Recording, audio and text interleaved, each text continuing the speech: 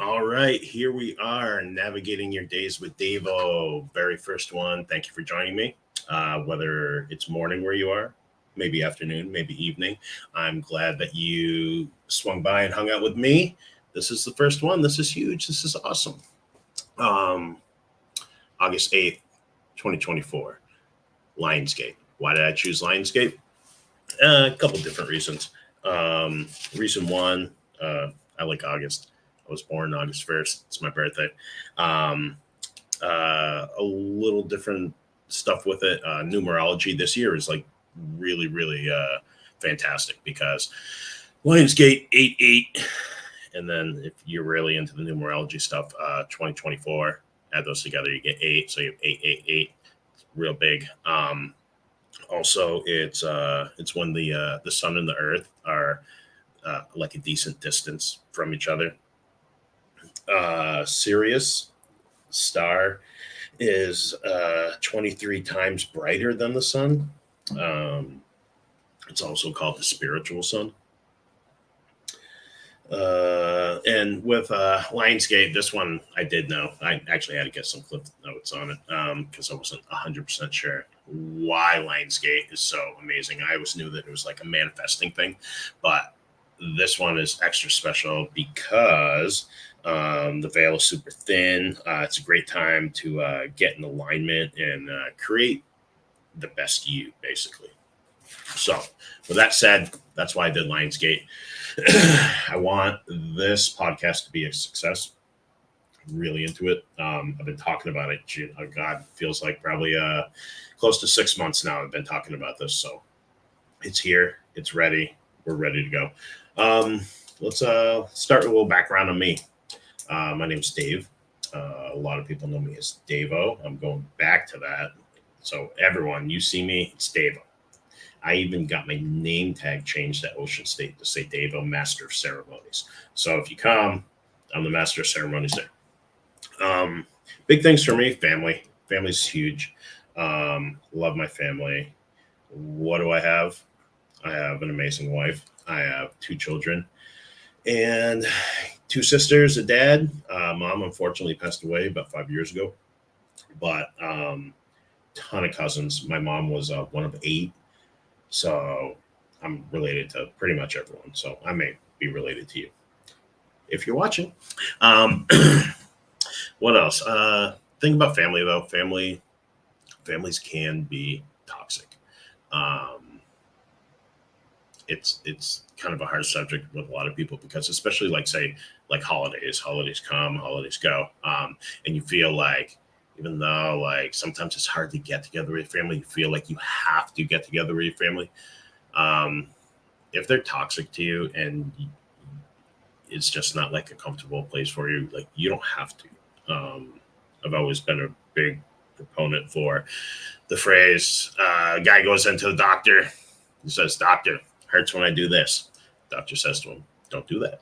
So something hurts, makes you feel like shit, don't do it. All right, enough about my background. Um, Politics. This podcast, I'm not gonna spend a whole lot of time on politics. I personally, I guess you could probably call me, I fall in like libertarian slash anarchist, where like right, left, all of it's garbage. It's all garbage to me. I don't agree with any of it. I don't agree that any of those people that you're voting for really have your best interest in mind. They are all about power, and that's all they want. So I'm always going to keep it light. Uh, I'm in the camp where I feel that politics is basically WWE wrestling. It's professional wrestling. Um, there's like this old kind of cliche where back when I was younger, it was WWF, and there was one time where Hacksaw Jim Duggan and the Iron Sheik got arrested, and there's like mug shot photos of these guys. Now, if you had just watched the pay per view earlier, those guys fought. They hate each other. Iron Sheik, obviously, he's like this guy from Iran, and Hacksaw Jim Duggan was the American guy, you know. So it's like those two those two worlds clashing. And come to find out, after the pay-per-view, they went out and got absolutely s-faced, and they got arrested together. So it like with that, that kind of reminds me of politics, where like these people like generally like maybe they don't like each other, but I don't believe it. I don't believe a lot, and you're gonna get that with this podcast. um, Tell you the truth, I just think they're all a bunch of psychopaths that are hell bent on keeping power. That's all they want. Moving on, media. It's all trash, both sides, all of it. I guess if you have to like get any media, I would do maybe like independent journalists, your Whitney Webb, your Glenn Greenwald, even pot smoking Jimmy Dore, comedian. He brings up a lot of stuff, and a lot of it is the truth, and they've uncovered a lot of stuff. And so if I were going to like tune into any of it, I would listen to those people. Um, the example like I always like to use with media, and I kind of feel like they think like we're stupid. You have the guy during the George Floyd protest. You remember him? Yeah, the whole world was on fire. You had that one CNN uh, news anchor, I guess. He's out in the field, and there was a giant fire raging behind him. And what does he say? Mostly peaceful protest. Dad, just stop it. Um, I'm not stupid. I know exactly what's going on. None of that is peaceful. So just stop. But it's like all of it. I mean, they just lie to you. They just tell you shit. And they also have like analytics where they know like the certain time for like to drop almost like aggressive stuff that they know it's gonna like make people angry, and it's gonna create decisiveness, and it's no good. So while we're hitting all the hot button topics, let's go straight to religion. I was raised Roman Catholic.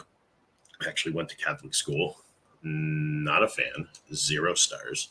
But I did learn a lot about the religion. Went to church every Sunday. I do not go to church anymore.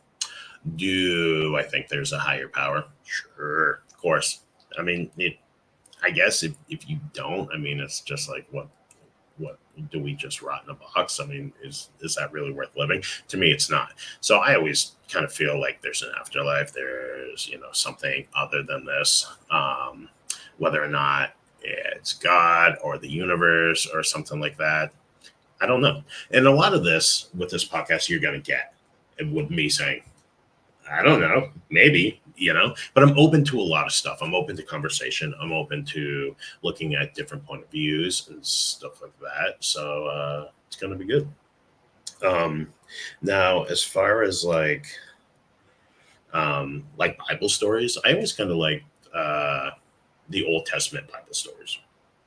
So, when God was very vengeful and angry, and the story that I always like to pinpoint, which is just like absolutely batshit crazy, is when there was Sodom and Gomorrah, and that's where you get the name sodomy from, like butt sex.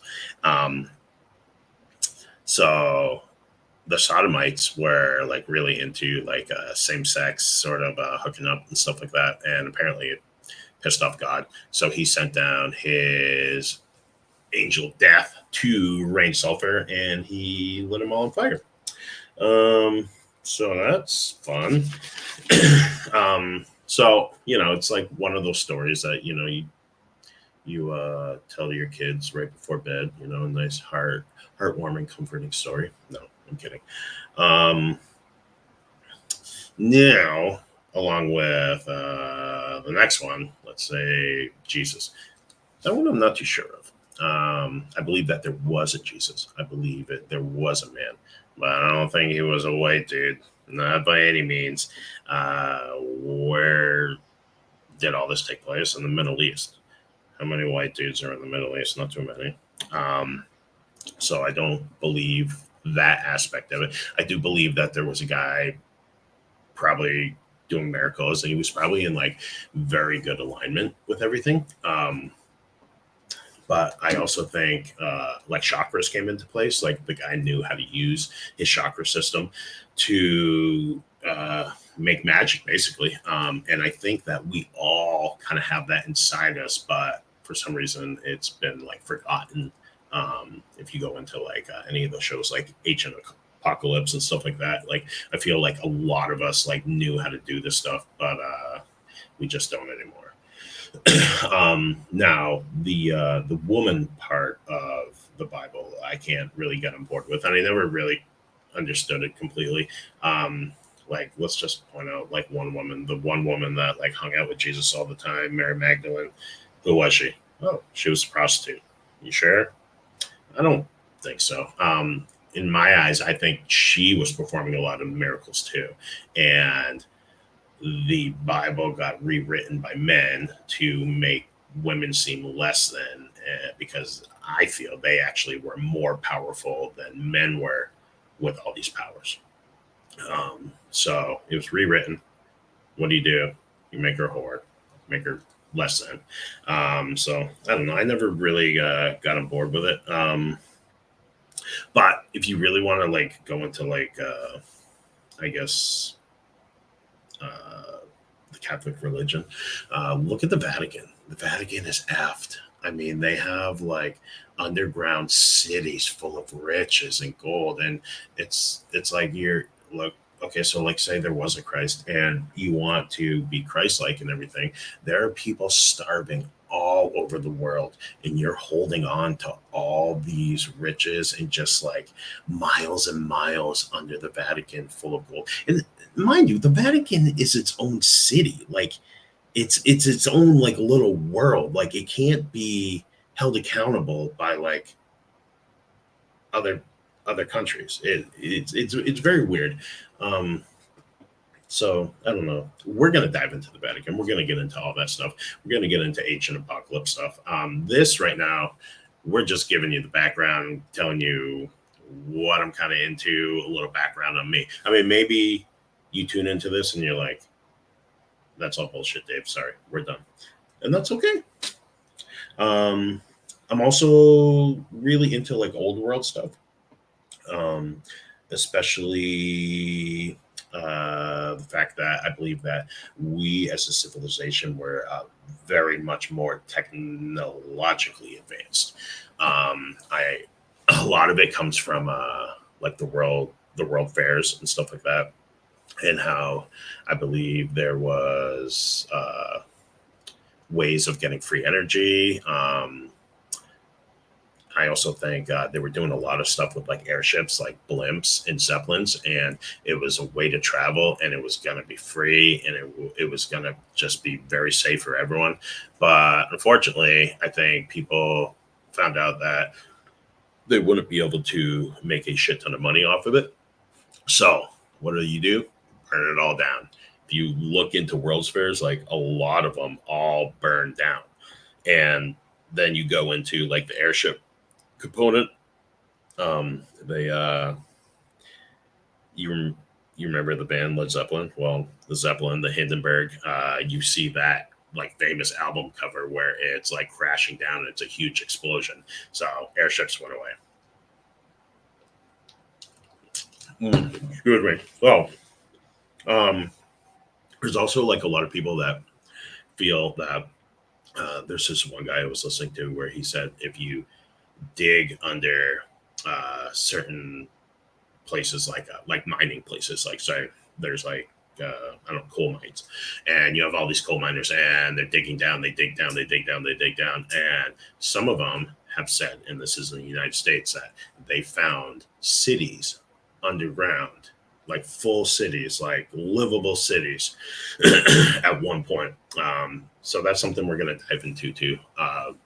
There's also another guy talks about old world Florida, where a lot of like the mounds that you see, like not mountains, but like mounds, there's mounds.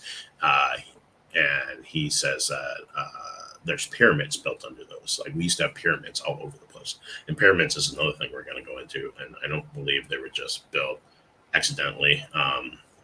They're very there's a reason for them. I believe that some of them had something to do with creating energy too, and it kind of goes into Catholic religion and the Ark of the Covenant and a bunch of stuff that was carried in the Ark of the Covenant. So it's all going to get weird. It's going to get good. So I want you to tune in for that stuff too. Where are we now? Ooh, meditation. Okay. I got real big into meditation a few years back, probably around COVID time. As everyone did, because I think that was sort of a turning point for a lot of people where it's like, there's something more here. It's not just, I don't just think it's an illness that's sweeping across. I believe that it was planned and to lock us all in our house. So there's something more there. So got into meditation around COVID time, and it helped me reach almost sort of like a Zen point in my life.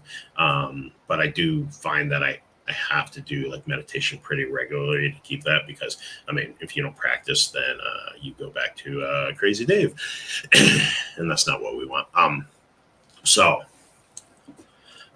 meditation really huge on helping me just be one with everything. I kind of got into, I wouldn't say I got into Buddhism, but definitely like Eastern philosophy, religion. I kind of like more in line with that stuff. I guess you could say I take like a little bit of like all the religions, like take a little Hindu, a little Buddhism, a little Christianity kind of stuff, kind of put it all together.